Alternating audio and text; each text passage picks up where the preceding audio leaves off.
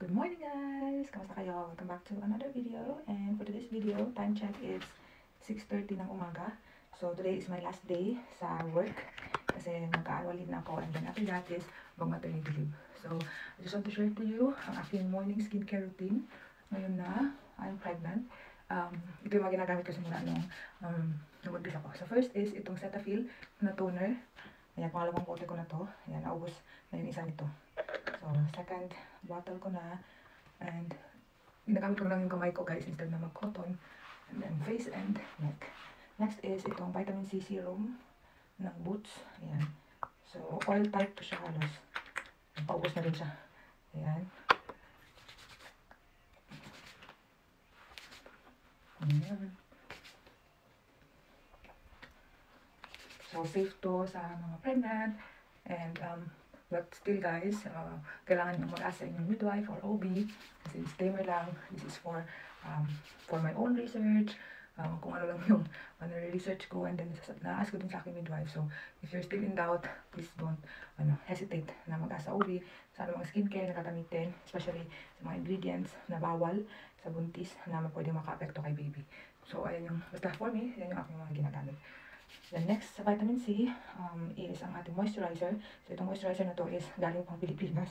Pinabili ko. So ito yung Hyaluron White Double Collagen Hydra Cooling Moisturizer ng Lux Organics. So ayan.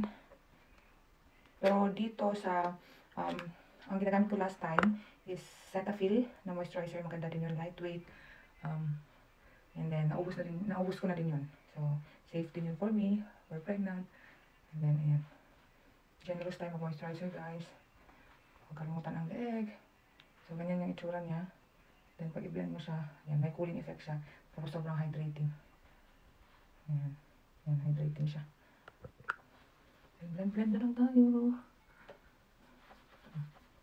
So pag pumupunta ako ng work, ayan, naka-dress ako simula nung buntis ako kasi comfortable ako.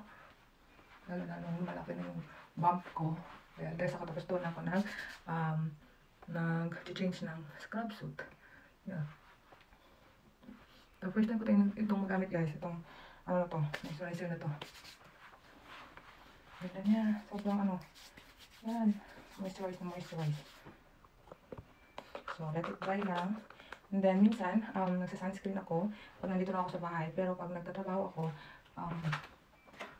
dumadiretso na ako sa tinted sunscreen. So ito yung gamit ko tinted sunscreen. So, Organics pa din. SPF 50 na din to. So, ang amount na gamit ko dyan is 2 finger roll pa rin para cover pa rin tayo. Protected pa rin tayo sa sun. So, ang weather today is halos katapos na yung summer dito sa UK. And pa-autumn na. So, lumalamig na siya. Pero kahit na walang araw guys, kailangan pa rin natin mag-sunscreen. Everyday talaga yan. Dapat nasa-sunscreen tayo. So, ayan. Yung tinted sunscreen ko. I-spread ko lang siya dyan. Tapos, i-blend na natin siya. Tapos, kung nandito na ako sa bahay, hindi ako lalabas.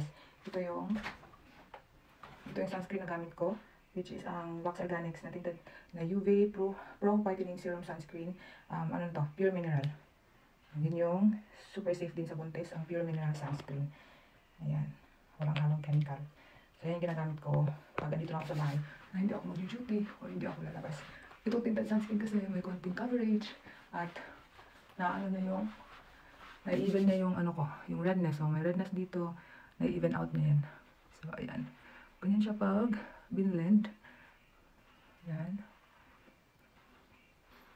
So, ito lang. Tapos makeup na kilay, blush on, and then lipstick, eyeliner.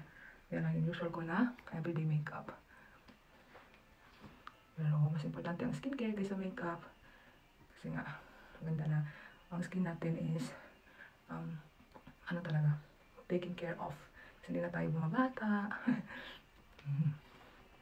So last but not the least, so yan ang itsura ko. After ko ma-apply ang tinted sunscreen. So yan siya. Yan. Tinted sunscreen na yan.